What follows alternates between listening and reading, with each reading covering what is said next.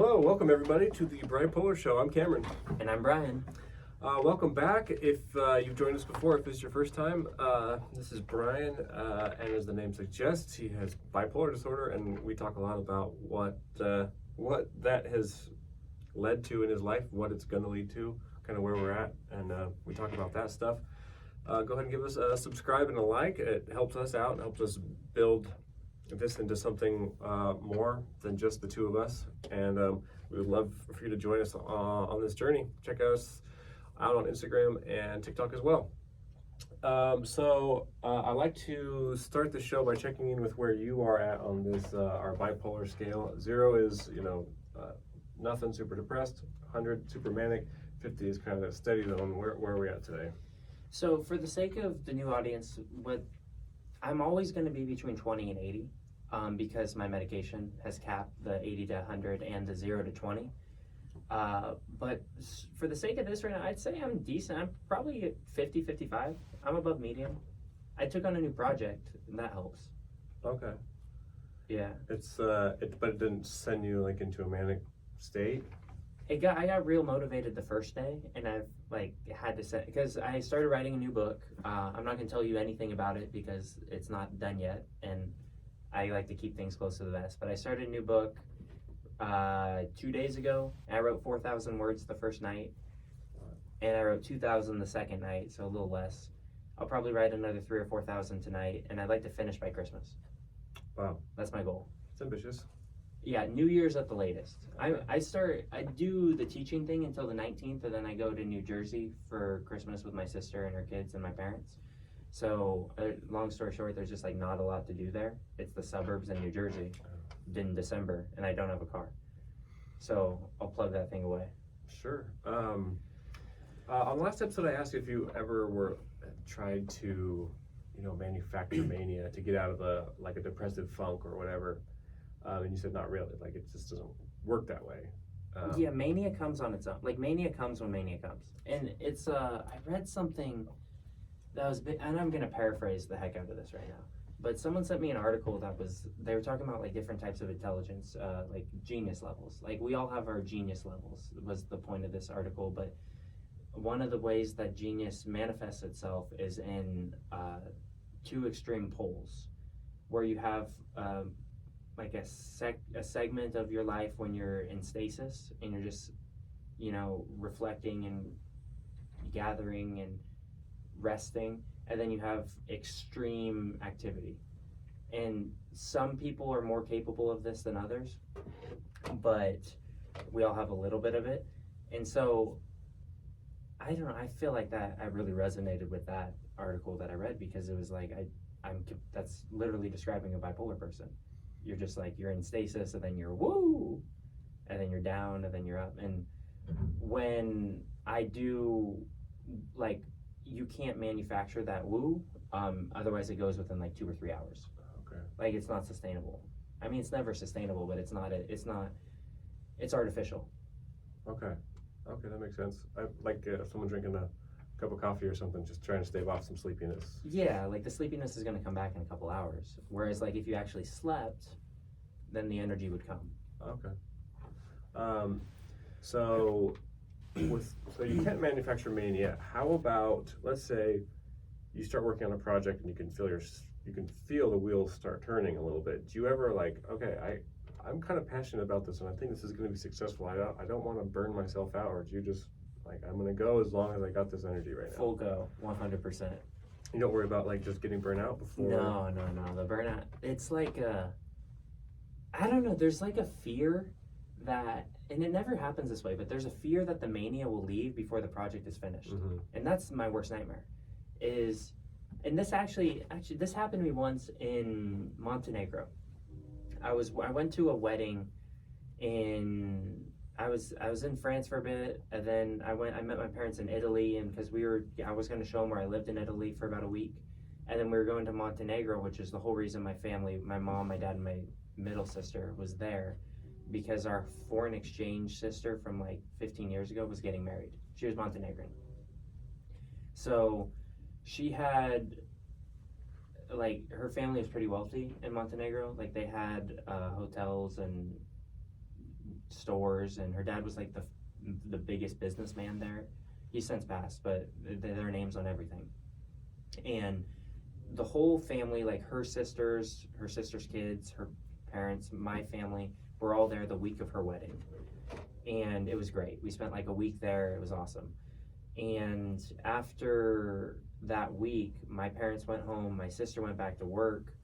Her name was Milena. Milena went back to Rome because she's an ambassador for Rome, for Montenegro, for Rome, for Italy.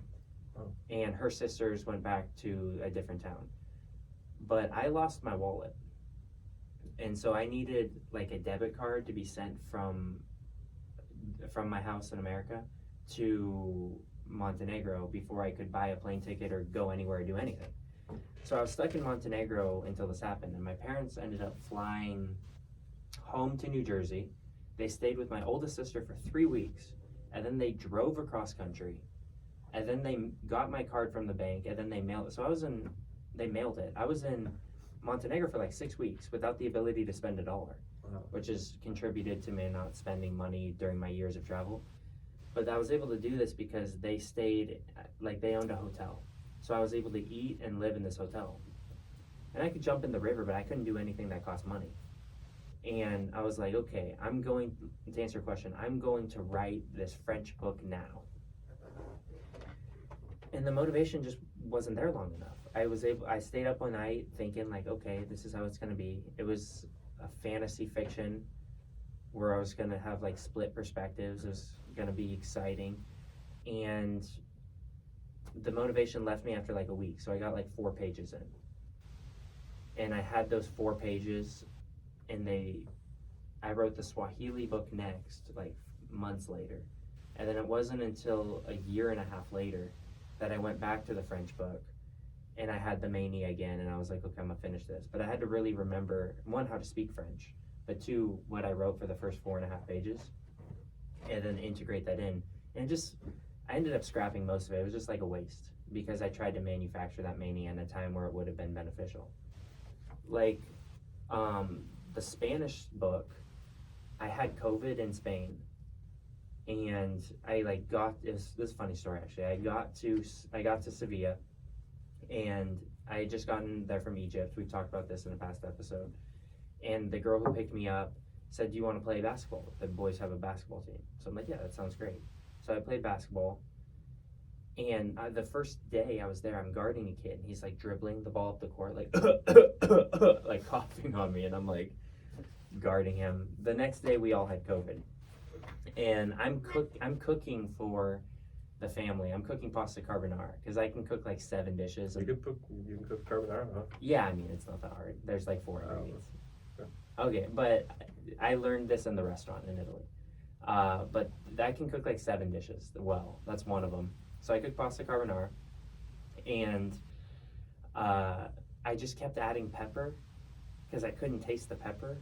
I couldn't taste anything Oh no. because I lost my taste. So I'm like grinding pepper and pepper and pepper, and it's like black at this point. I'm still not tasting anything.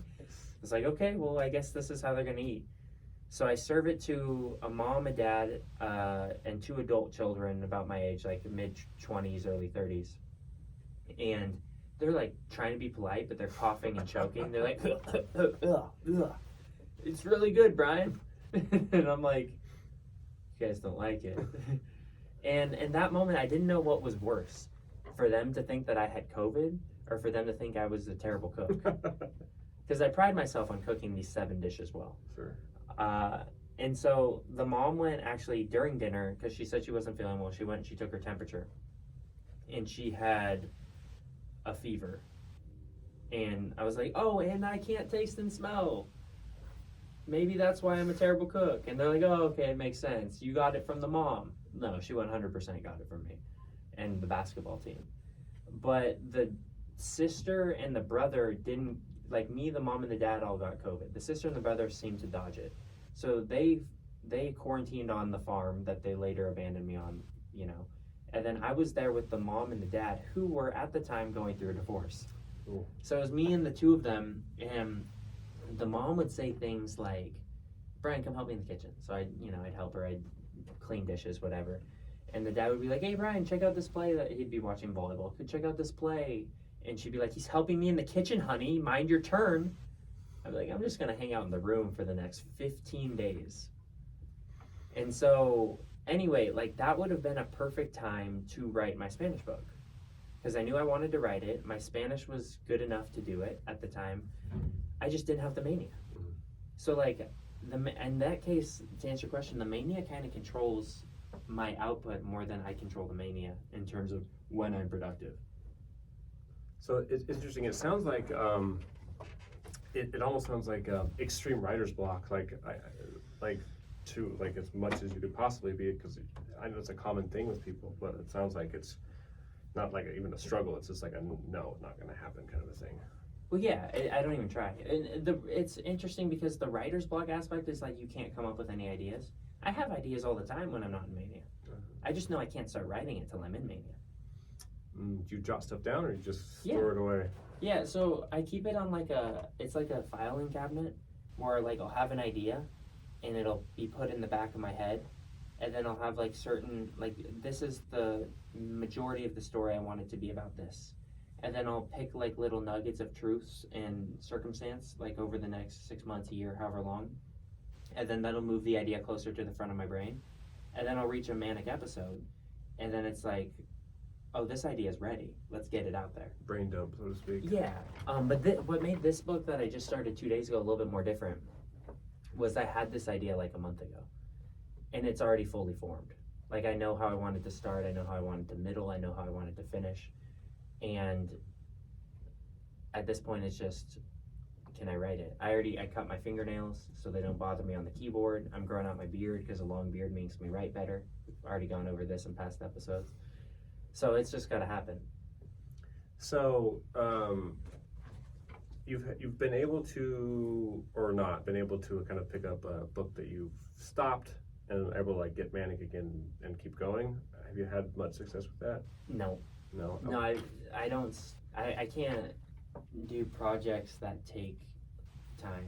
It's weird. It's okay. So, like, I fall in love with the project I'm doing during the episode I'm doing it, and I fall in love with that project until completion, or until I give up on it. And I usually don't give up on it unless I feel like it's not going to happen. And even then, I won't give up on it unless a new project sparks my fancy.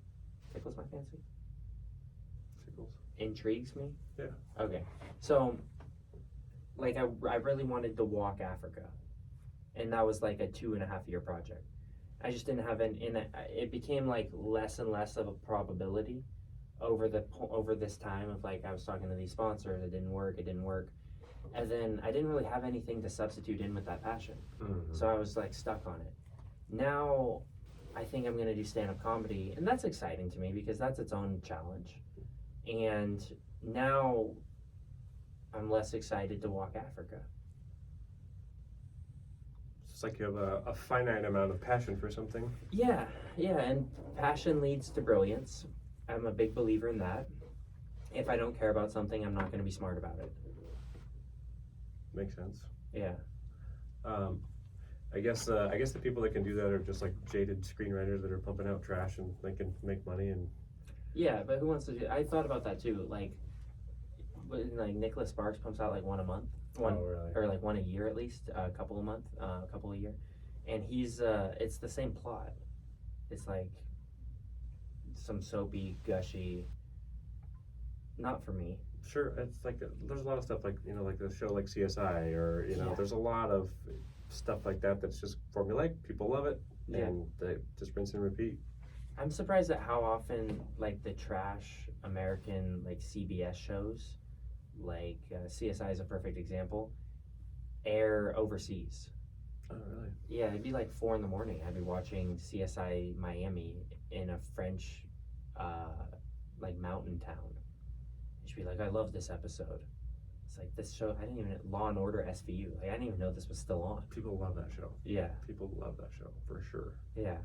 And it is weird, I do think there's some truth to, like, there's like stages and people, as they learn about things, like the movies that I loved when I was younger, going back, as I love movies, like I'm kind of like, at least in my head, like a movie critic. Okay. And like I watch movies that I loved 10 years ago, and like they just don't hold up. Or I've gone back and revisited movies I didn't love, and I'm like, I didn't get it at the time. Mm-hmm. But I think like some people, they don't ever keep evolving. You know, they kind of get to like uh, like a kid with a palate that, you know, they like, you know, basic food, and they don't ever improve on that, and they just kind of keep this very basic palate. It's the same thing with like consuming movies and TV and stuff. I got a meme about that where I was dating a girl recently, and she sent me like a meme that's like, we all have this one friend that this is what their dinner looks like, and it was like chicken tenders, mac and cheese, and chocolate cake. Mm-hmm. And it was because I don't like olives, or maybe just olives, but sardines, mustard, like a lot of stuff that is awful objectively. But about the movie thing though, that's interesting because I find myself, the older I get, liking less. Like, I don't know if it means I'm getting more of a refined palate, I would say so. or if I just, I don't know. The more that I create my own, the less that I like other people's work. Sure. Because I look at it like, I could write that. Mm-hmm. And I think as you kind of learn about, you know, writing and creating, you realize like how hacky a lot of this stuff is and how predictable. And it's like, and it's like, it's funny too, like, because I used to do a lot of music, and like you hear a song, it's like, I could write that, which means it's not very good because I'm not very good at this point. So like objectively it's not good because I could do something like that. I want to consume stuff that like I can't do at this time. Well, if I can and that's the biggest thing, is that if I can predict a movie, then I don't think it's a good movie. I don't care how else it was done. We're watching, and I may get a lot of heat from this if we ever blow up, because this won Best Picture. But there was a Korean Parasite. Overrated. Super overrated. It was the best way I can explain it. It was like a sitcom turned into a movie. The sitcom has certain dynamics of like situational comedy. That's what it is, and that's kind of what a lot of it was. Like, okay, like I don't know. I thought it was terribly overrated myself. So okay, so I watched. There was at least half a dozen instances in this movie, and my family is like, they like to talk during movies. I don't usually, but for the sake of this movie, I was participating. I was like, I bet this is going to happen next. And it did. There's like 6 different times where I predicted the next thing that was going to happen, which again is not your favorite move of someone that you're watching a movie with. But if I'm able to predict this Korean movie, how it's going to end and how it's going, like each next step, and then it happens, then there's no surprise value. Well, and I've talked about this before with you, is that, you know, one of the things in comedy is what inherently makes something funny is when a comedian's telling a joke and then there's kind of a twist, and it's like pleasure in our brains, and that's what causes laughter. It's the unexpected twist. And so like you're experiencing that in movies too, like someone tells you a story and you're like, I see where this is going, and then that's where it's going. It's like, that's cool. But if there's like a twist, it's like, wow, it's something pleasurable about experiencing that. There was I remember the first time, my favorite movie was The Shawshank Redemption. Okay. Good movie. And I remember I was 15, 16. I had to be 16 because I was driving. I was 16 when I watched it for the first time. I recorded it on my TV, and I watched like 40 minutes. And then I had to go to a weightlifting thing. And then I watched like maybe 30 minutes the next night. And then I had to go to TP someone's house. I had to. And then, but the bottom line is, I watched it over a span of about 4 days, like 30 to 40 minute increments. And I remember each time I stopped watching it, I went to school the next day, or I went doing these things, and I was thinking about it all day. Like, I wonder what's going to happen. Like, I wonder where this is going. And then I was surprised by all of it. And it has rewatchability. I've watched it 15 to 20 times since. Yeah. I like it. Here's a pro tip, by the way. No one's going to agree with me on this one. I like watching movies broken into 2 or 3 parts. I feel like you process a lot better, especially if it's a heavier movie, if there's a lot more going on. Like you said, you kind of think about it, where is it going and stuff. There's times where I've watched a movie, it's 2 hours, maybe something happens, you're distracted during part of it, and you don't take it all in. That's a good movie. I kind of like breaking it up into parts. Okay, so that's a common thing in other parts of the world. Really? Yeah, so in both Italy and Egypt, I went to see movies, and they had like a intermission halfway through, where it was like 15-minute, do your thing, like it's a play. So I watched Ant-Man in Italian in 2018, and I was like, why is the movie stopping halfway through? It was a shock. And then they're like, what do you mean?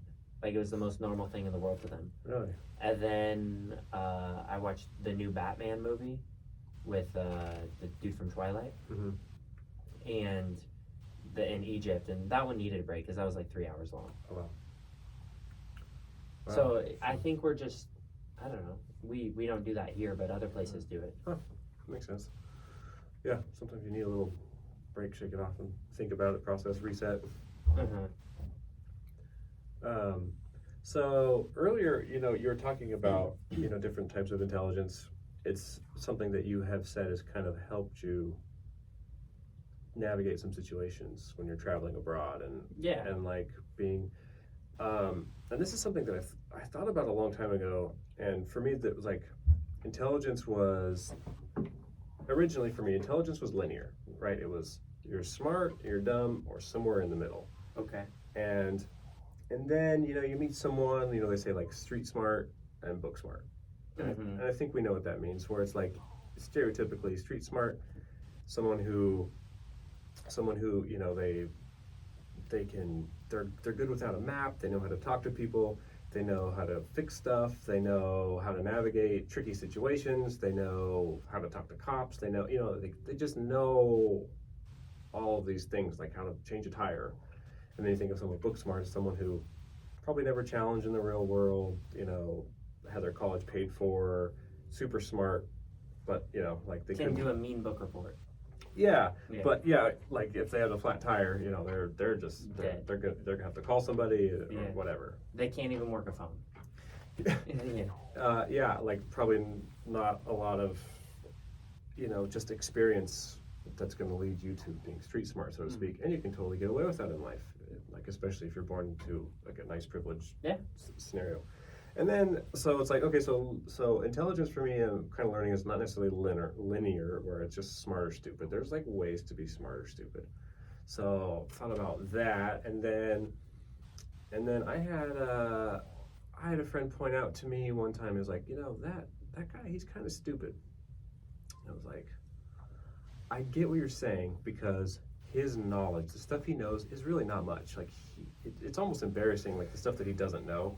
But he actually is really smart at figuring stuff out in the moment and reasoning and logic, and like a good poker player, I mean, I think you got to be pretty smart to be a good poker player. Yeah. But like his overall, like the stuff he knows is just like so then I'm like, well, I could see why you think he's dumb, but I also don't think he's dumb either. So I'm kind of exploring the space of like, you can be smart in different ways. And so it kind of led me on this rabbit trail, and I found this concept of like there's 9 types of intelligence. Okay. Are you familiar with what's your kind of stance on like being smart and how it's helped you? Or okay, so I love this, and I wish this existed when I was younger, like the common knowledge that there were different types of intelligence. Me too. Because I had learning disabilities in school, and it was frustrating to be put in a box as a child when I was like, there were kids in friends of mine even, that were seen as smart, and I was seen as dumb, and in my opinion, I was so much smarter than they were, and they weren't able to grasp simple things that came so easily to me, but those things were seen as less valuable than having good penmanship.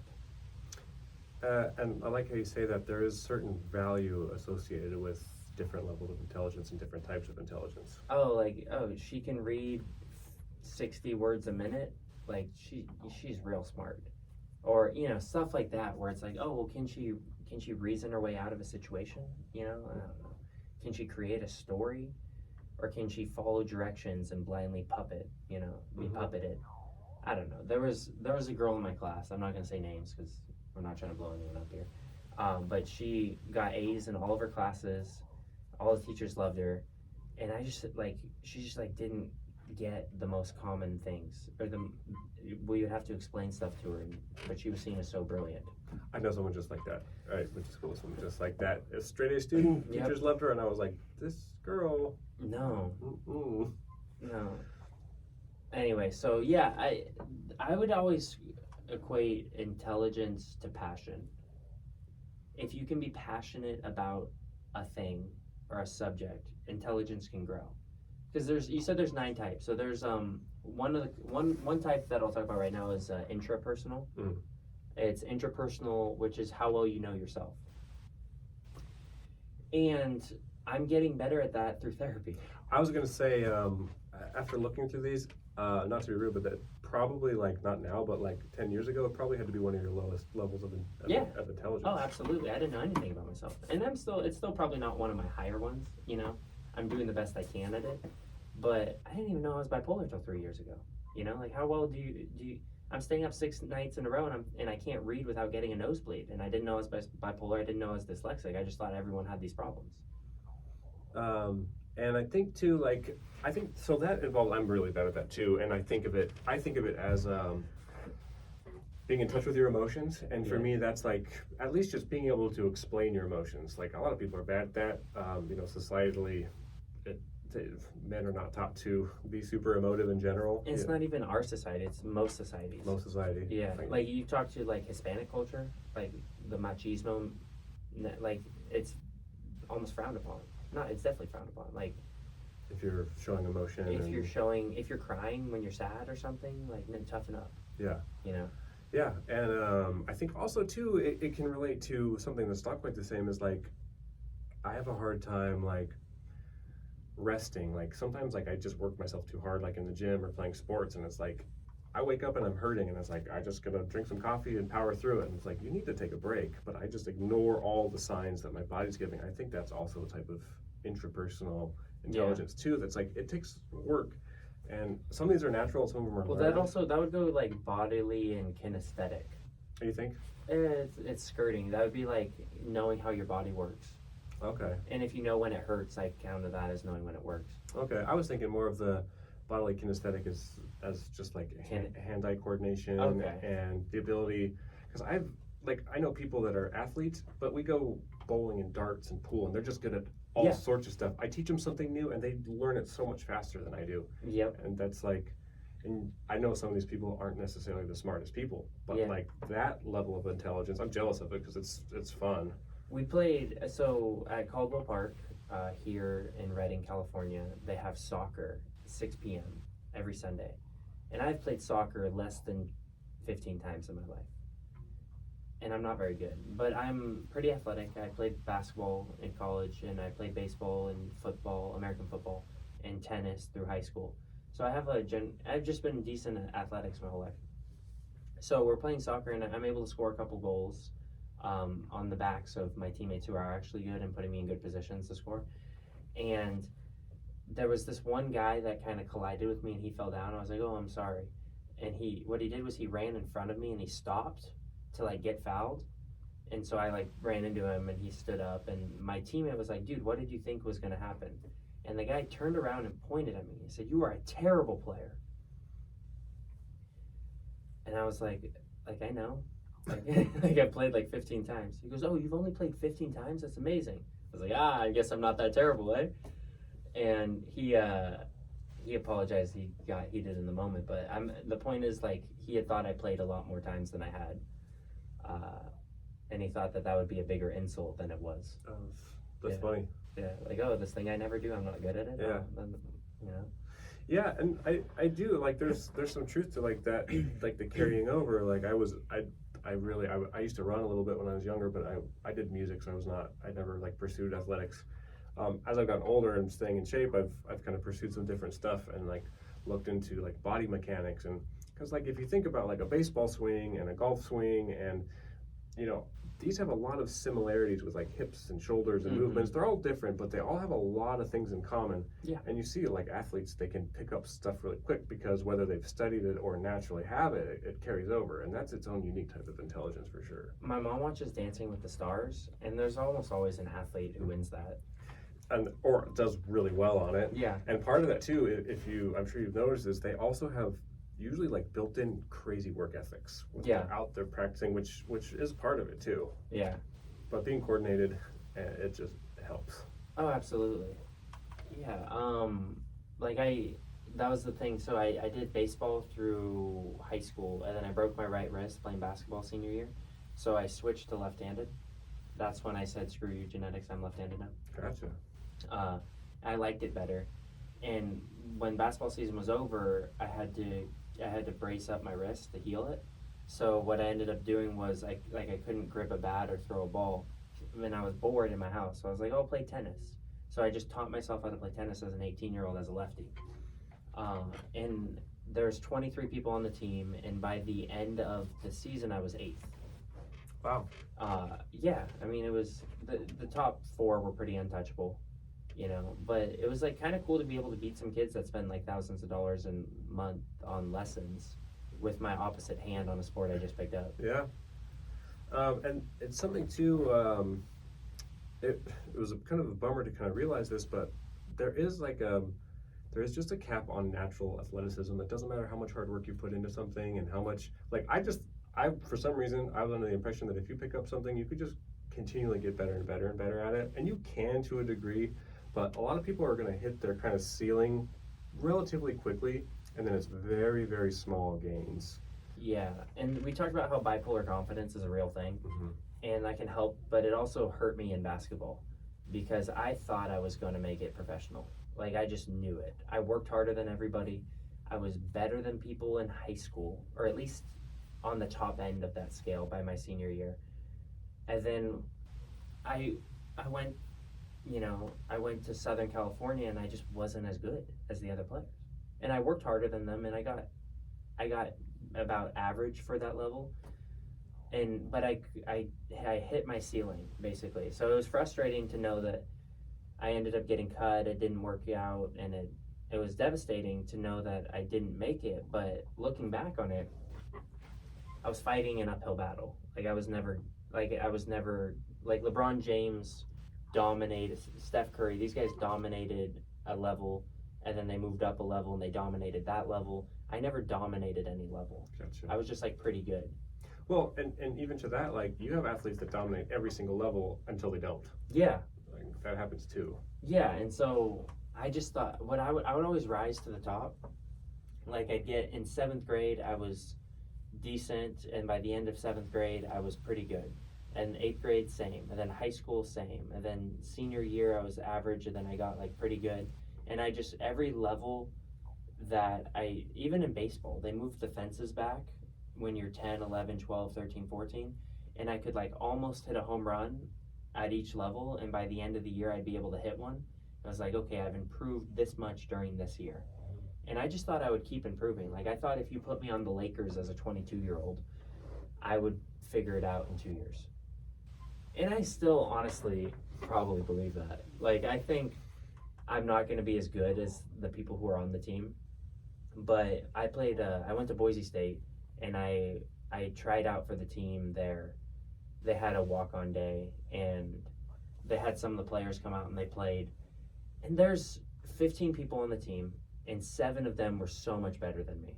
And 8 of them might have been better than me, but you could have replaced me with them, and the team would have made no difference. I see. It was... Okay, that's an interesting way to say it. And I think, baseball's a good one. Especially, I think talent evaluation's really hard in baseball, because you have like kids that look like they're going to be the next best thing at every level, and then they just stop getting better. Like, there doesn't seem to be any rhyme or reason to it. Like, they're doing everything right, and they just stop. They hit a wall. There was like a kind of a journeyman center fielder named Aaron Rowand. Played for the Phillies, broke his face on a fence by making a diving catch. Made a lot of money off that catch because he was that guy that would tough it out. Went to the Giants. He was, by like all intents and purposes, an average professional baseball player, which is still great. Yeah. And I remember there was this guy coming out of high school, and his scouting report said, didn't start playing baseball till late, plays in the Northeast, doesn't play enough, might be better off playing left-handed. If he reaches a ceiling, could be Aaron Rowand. And have you heard of Mike Trout? Wow. That was his. Really? Yeah. And I remember thinking, like, man, these scouts don't know anything. Like, this is one of the top 10 greatest players of all time. And they thought he could be at his ceiling a journeyman player. Yeah. And to your point, too, and it's different across sports for sure. So like I don't remember the exact numbers, but the amount of number one overall picks in basketball that have gone into Hall of Fame is high. Yes. Because you can see like this kid's gonna be big and strong and he can shoot and he can dribble and all that stuff. And if he stays healthy, like and then yeah, he's great. Until a few years ago, number one overall pick in baseball had never even made it to the Hall of Fame. Think about the how You know the first one who did? Ari Dickey? No, Ken Griffey Jr. Really? Yeah. Wow. Yeah. I was a Ken Griffey Jr. fan. That was my favorite player. Okay. Yeah. And so when did he get in the Hall of Fame? This would have been like 2016, 2015, somewhere in that range. So think about how many over 100 years of first round picks that have just not ever made it to the Hall of Fame. Number one overall picks. Number one overall Yeah. picks. That's crazy. Yeah, and baseball is the only sport, like in basketball and football, you draft the best player first overall. In baseball, you still will do that too sometimes, but there's also signability concerns. Like you oftentimes will draft a high school kid or a sophomore in college, redshirt sophomore or junior, and what they'll do is they'll say, if you don't give me 7.5 million, I'm going to go back to school for 1 year, or I'm going to go to college.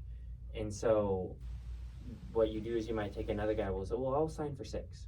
And that leads you to signing someone that's better than their slot later in the draft.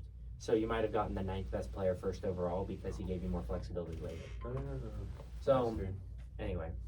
That makes sense. Yeah. But it's one of those things, it's hard to evaluate talent, different sports, and I don't know. I think that there's room for improvement on that, but it is interesting to me to see how it's unpredictable people's level of this type of hand-eye coordination, bodily kinesthetic intelligence it's hard to quantify.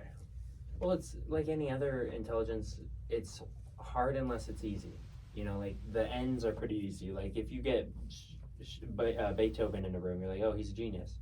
On the flip side, if you get Brian in that same room, you're like, wow, he should not do music. There was did I tell a story on here about the first time, the time I did the musical? I told that here? No. Okay, so my parents said, like, Brian, we know you love sports, but your sisters who are older than you have this play called The Music Man at the high school, and they need children. They need children to be in the band, and you're 7 years old. It's time for you to do it. I said, like, I don't want to. I don't like music. I'm bad at it. Like, I don't want to. And they said, Brian, we're a sports family. We get that, but this is also a musical family too. And my sisters are great singers, and my mom's a good singer. My dad's even an average singer. So, I go to the audition. It's, oh, the Wells Fargo wagon is coming down. We have to sing that line.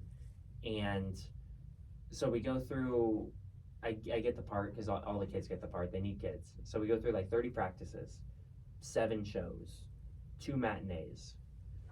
Come out at the end. My parents sit me down. There's around me. They say, hey, Brian, hands on me. If you want to just focus on sports, that's okay.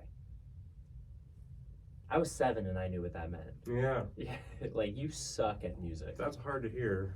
Was it hard to hear, or you kind of brush it off? Or like, I don't have to do this anymore, yay. A little bit of both. It was like I don't know, like I have pride. So sure. Like, I tried hard. Okay. And the fact that I tried hard was like, you still suck. That is hard, because I'm sure, like, especially now, like, if you try hard on something, you're usually going to be like, at least have somewhat success with it. Yeah, I told you I wanted to do the Netflix show of, like, anyone can do something in 3 months. Like, where you do the cooking, you do the running, you do the stockbroking, maybe the World Series of Poker, whatever. And the goal is to see, like, if I give it my all for 3 months, how good can I get? And this is a shining example that kind of flies in the face of why that wouldn't work. I'd still love to try it. But the other one is there's a form of intelligence called naturalistic, or people with a green thumb.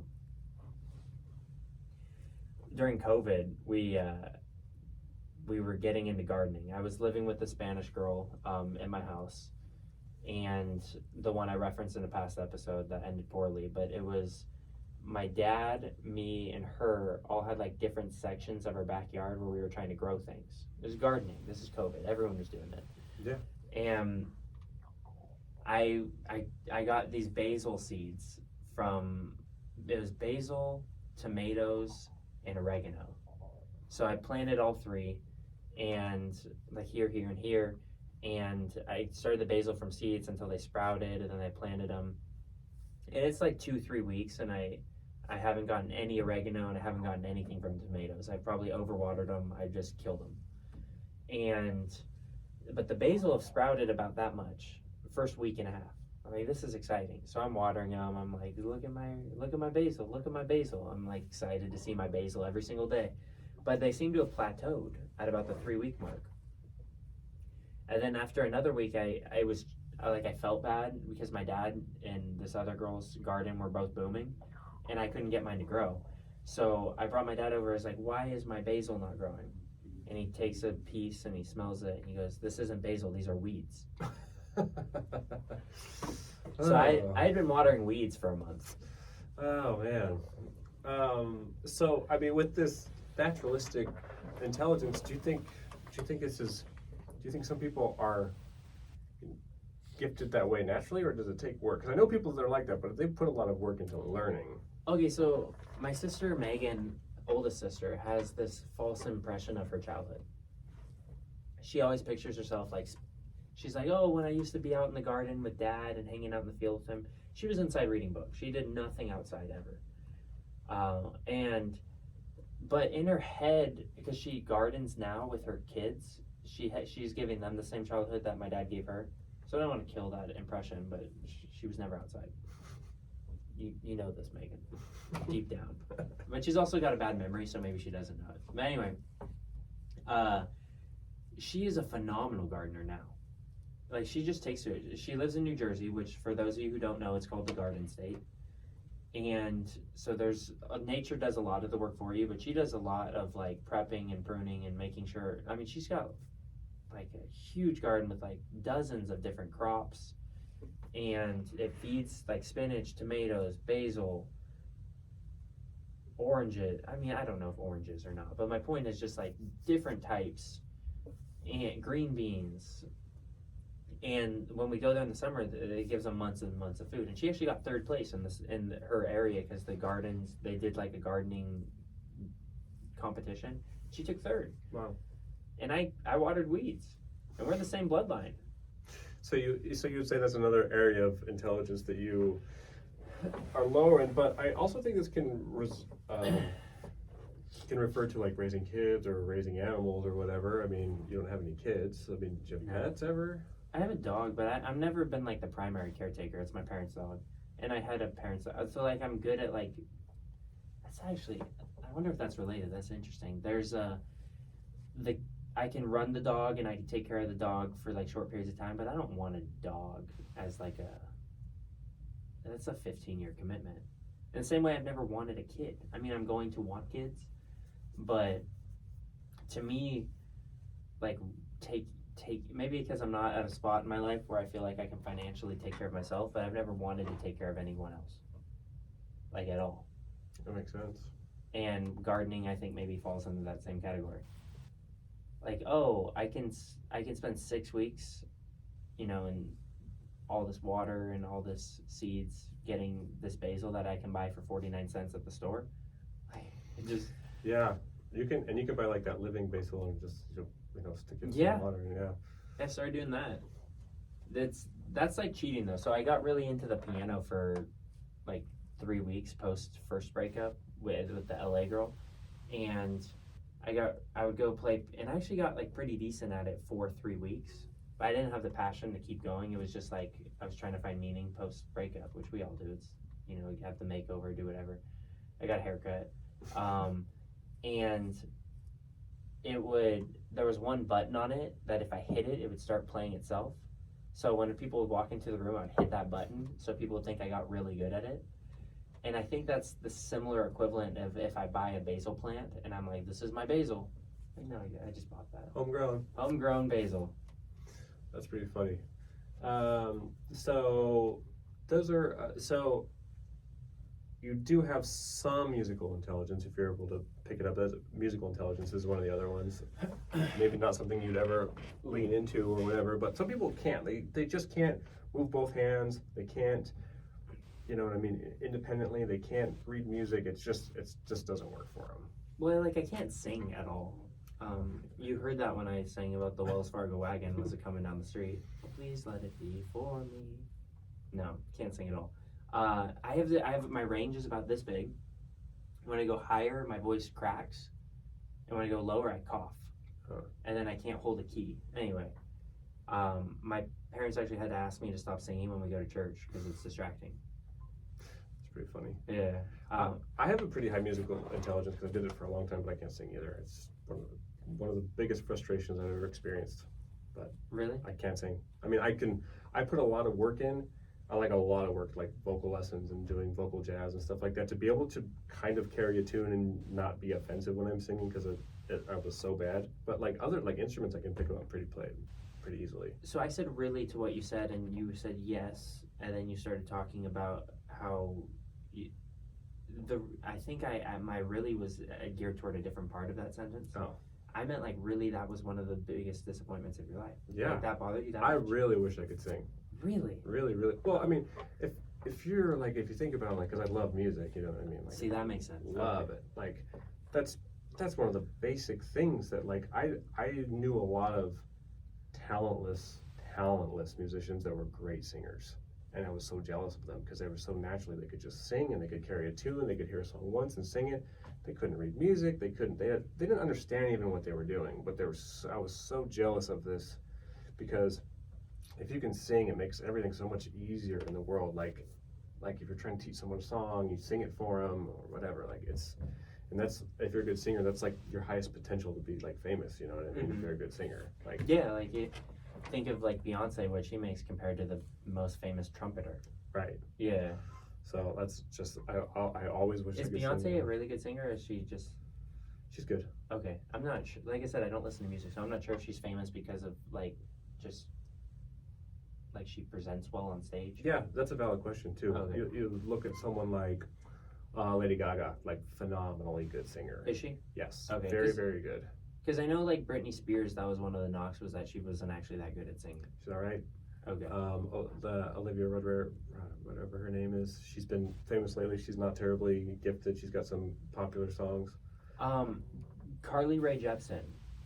I don't think she's a very good singer. That was the thing. She did Call Me Maybe. Uh-huh. And I remember I was in a car with someone listening like 10 years ago, and they said like she had to cancel her tour because they found out she was just like lip syncing, and they made her real sing, and it was not good. Mm-hmm.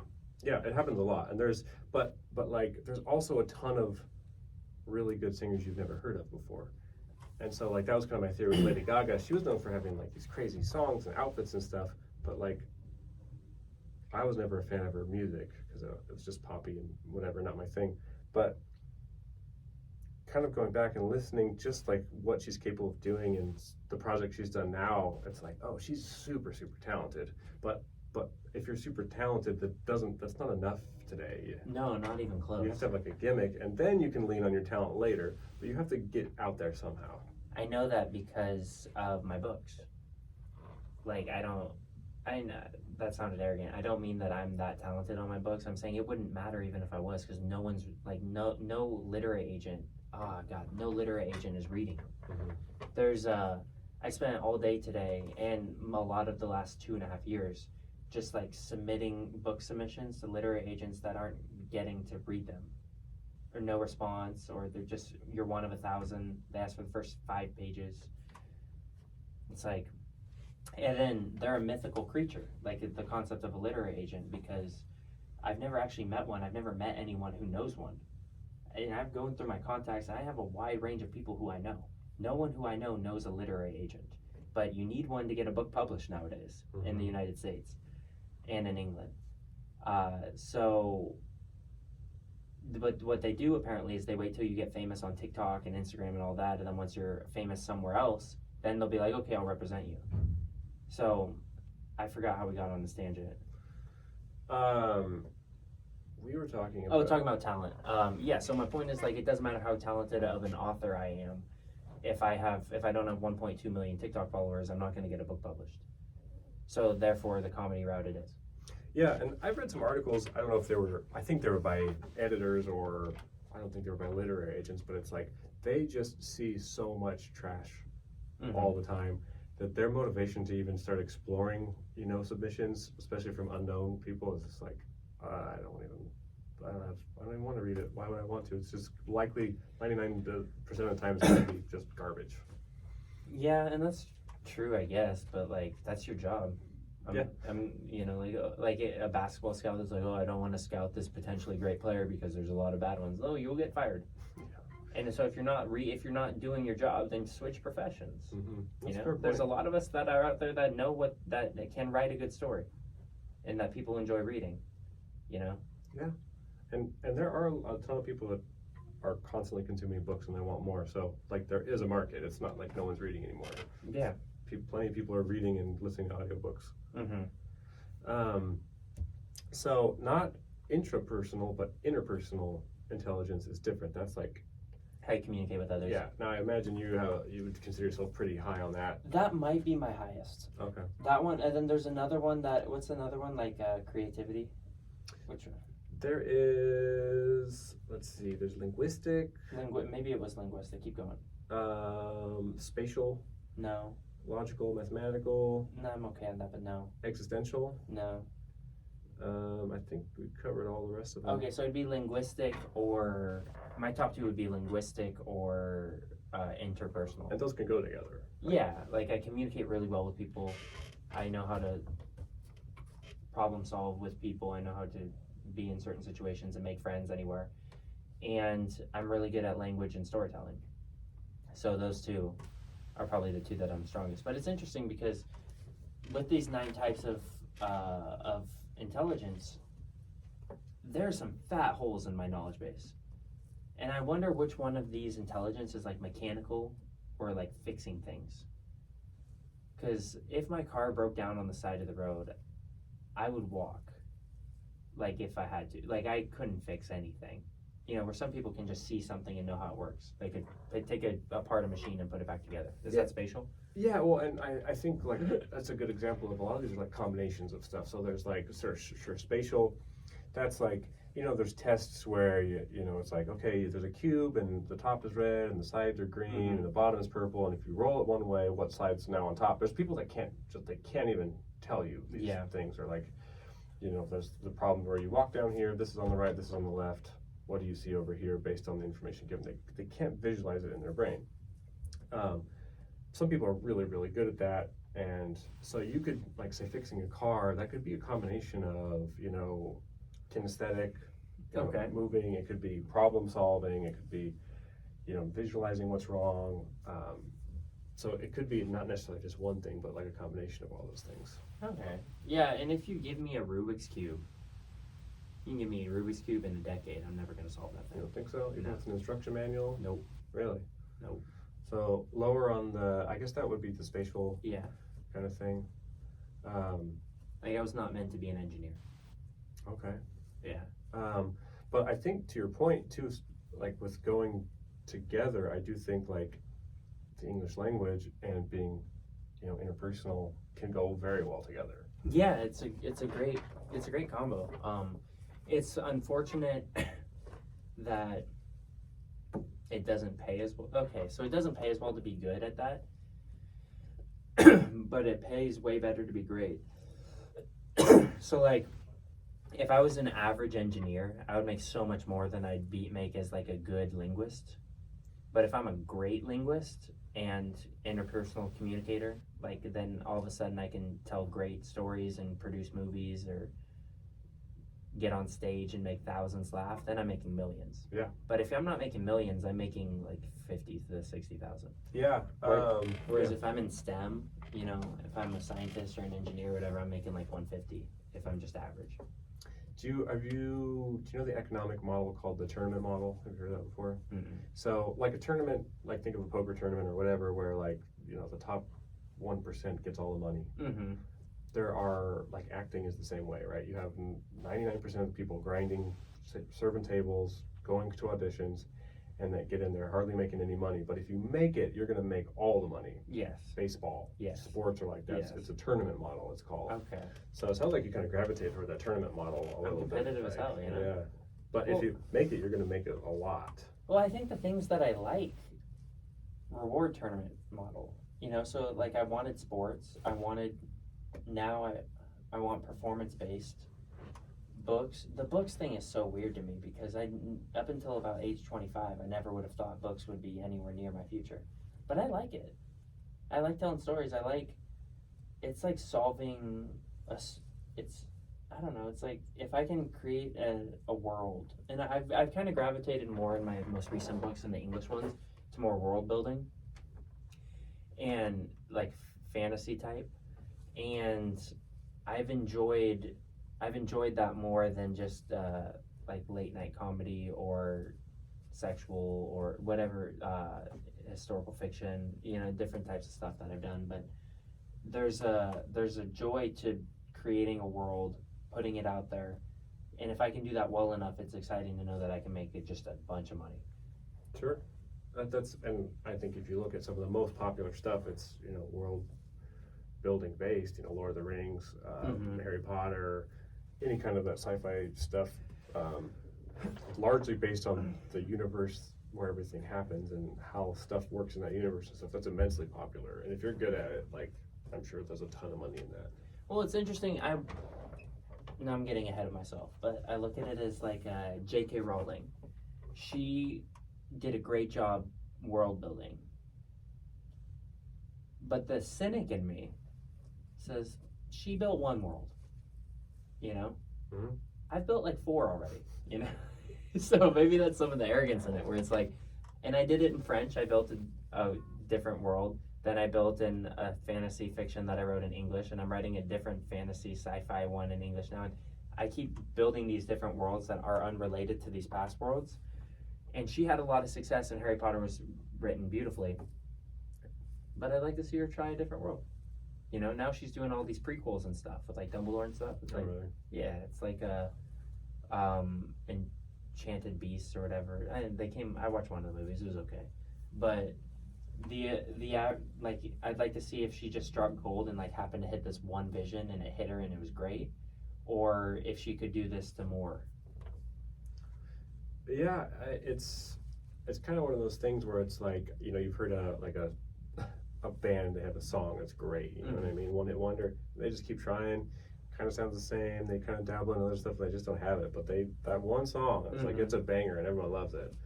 So you think she's like a one-hit world wonder? Yeah, maybe. Yeah, J.K. Rowling, a one world wonder. Yeah. Put that on the TikTok. And something that's interesting about like these different types of intelligence to me is, so like I would say for interpersonal like communication and stuff like that, I would say like going back 15-20 years for me, that's probably one of my worst and lowest, like understanding how to understand people and read people and talk to people and navigate relationships. I was clueless, but it's something I put a ton of work into, and I consider it one of my stronger ones now. But part of that's like playing poker. Like you gotta understand how to read people. Working in management, you gotta understand how to navigate relationships, and otherwise you're gonna go down in flames fast. So as a necessity, I was able to learn that and focus on that, and it carries over to relationships and all sorts of things. But I do wonder how much of this stuff is like people even have like the ceiling for. We've talked about it with hand-eye coordination. Like I wonder how much of the other stuff too. Like some people just don't ever have even the, like you could study books and never be good at gardening. Just don't have that kind of mindset to it. You caught my attention a little bit when you talked about relationships and your ability to communicate. Have you been in multiple relationships? I've a few. I've not had like a serial dater or anything. Okay. When it's failed, if you don't mind me asking, has it been you or has it been them? That's a good question. I'm sure it's me. Like it's both, but it's me for sure. Okay. Like not communicating what I need, not communicating my emotions, not communicating even good things, just not communicating. Okay. Okay, that's because I know we spent almost half of an episode talking about my personal relationship stuff and what's failed, but I have a tendency to like hold on too tight, whereas like some people will have like one thing happen in a relationship and be like, oh, it's over, can't work now. Where I'll like have like 37 different things happen and be like, I can still make this work. Yeah, and so I'm a lot more with you on this one. And so like in my current relationship, that was more of what she'd experienced, and I totally get it. It's because like as soon as there's a sign of conflict, it's like, okay, I'm gonna move on and find something better. Like Mm-hmm. it's I don't even think it's necessarily bad advice, because there's like, especially if you're like on dating apps, you're gonna find a lot of weirdos, you know what I mean? And if you are not eager to bail, you might find yourself in a bad spot. Mm-hmm. And so I think even just being able to break up with somebody quickly is a skill in itself. I think a lot of people are not good at that. No, I'm not. I think a lot of men are especially not good at that. I might be just basing this on my own experience and people who I know. But I've found that men usually have a harder time breaking up with women than vice versa. Yeah, maybe. I mean, I don't know. I've known both women and men that have identified themselves by the relationship that they were in, and so they didn't want to lose their identity when that ended. Yeah, that's a big part of it too. And like you said, like I'm much more of like, unless it's like abuse or cheating, like you can usually work through almost anything. Yeah, I mean, for me, if the love is there, then everything else is fixable. Yeah. Almost, but you get the point. Yeah, there's all obviously outliers, but and you know, it just takes work and communication, and it's just always going to be work and stuff. And what's funny is the older I get, the better I am at the interpersonal. The same with you, communication, and I think it makes me better in relationships. Yeah. I think it's a pretty important skill. What's funny is, you know, we talked about how like when you pick a project, you like, this is my project, you know, and I asked if you're ever like, you know, maybe do you ever just like, I'm gonna pace myself this time, and you say, nope, you're never gonna do that. Well, I've definitely, you know, gone on some dates with the girls that are like, I'm gonna pace myself. I'm not gonna, because like they've had trouble of like, they jump into a relationship and it's go, and it's like, I need to like just, yeah, I'm gonna take it a little slower. It's just like a common thing that I think people experience. Oh, okay, I hear you. I'm like, when it's right, you know? It's funny, I went on a date with this girl, a fellow comedian. She was Ukrainian. And this was in Portugal. And she was doing comedy there. I went, we met, we connected, we went on a couple dates. I was traveling here and then there and doing this and that. And she said to me, she goes like, wow, you're really hard to get. And for her, I was. But then the most recent girl I was with, I was the easiest that I've ever been for a girl. I was like, just wanted to be with her, you know, where it's like, if the point being is I'm very picky with who I'm with, but then when I'm in a situation where I find someone who I think is worth picking, then I'm full go. So like, I'm never going to ease myself into a situation that I think is going to work because like I didn't feel it. I see. And that's just who I am. Just who you are. Yeah, just okay. Like I can't pace myself when it's someone who I know that I'll be into. And meanwhile, if I find myself able to pace myself with you, then I'm probably not that into you. So, do you ever worry that like it's just too much too fast, and it's like, oh yeah, for sure. Or is your mentality more like, I want to show this person all of the good things, and there's so many good things, I got to get it now. Well, no, I think there's a little bit of arrogance to it in terms of like, I'm great, like in a relationship, and I'm great as a human, and I shouldn't need to hide who I am. Yeah. So if I'm intense in the beginning, she'll get over it, and she'll appreciate that, and that'll be seen as something that's a positive, as opposed to me needing to mask who I am to make them like me. Like, no, I know my worth. And it's a good idea that it's like, this is who I am, this is who I am. It's not like hiding who I am and then bringing it out later. Yeah. Like, so it's like, take it or leave it, and we'll know in a hurry if this is good or not. Yeah, and it hasn't worked a couple times, but I don't feel like that was the reason why it didn't work. I think that it didn't work for other reasons. But like I said, there's only been 3 women in my life who I've like saw and went for and like got real picky and like swung hard. Everyone else, I was just sort of like entertaining the idea, then it fizzled and I wasn't that into it. I see. It's So it does change your I guess your level of passion, so to speak. Of going for it. Yeah. Yeah, so like I'm on dating apps right now and I've matched with like I just got on dating apps on Sunday night. I've matched with like 15 people and I haven't texted any of them because I'm just like I'm on a dating app. That's not how I want to meet my wife. You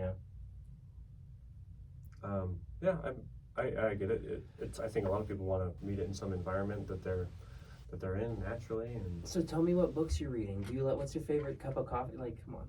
Like, no. Like, this will be organic. We'll meet and I don't know. Meet you at a comedy club. Maybe that'll be how I meet you. Yeah, fan maybe. Or a fellow comedian or a traveler. I always thought I was gonna end up with an American. I talked about that, but until recently, I'm like almost sure that it won't be an American now, because a lot of Americans don't travel. So like, unless I find a traveling American, because travel is such a big part of my lifestyle, that if I can't find someone that shares that, then it's never gonna work out. Yeah, that makes sense. Yeah, I mean, it's important, especially to kind of establish the major things early. You know what I mean? Like, if you say like I would like to live abroad for a lot, and the person's like that's not really on my thing. Like, kind of a fundamental difference that you're. I may end up abroad. I'd say a greater than 50% chance that I don't end up in the United States. Sure. Greater than 60. Yeah, based on your stories and your experiences, I mean, it makes sense. Yeah. Well, we're a little over an hour. Oh, okay. Pretty good session today, I think. Yeah, I enjoyed it. And don't forget to subscribe if you haven't already. We really appreciate you guys hanging out with us. And then I don't know what we're going to be doing next week quite yet, but you're going to be out of town, right?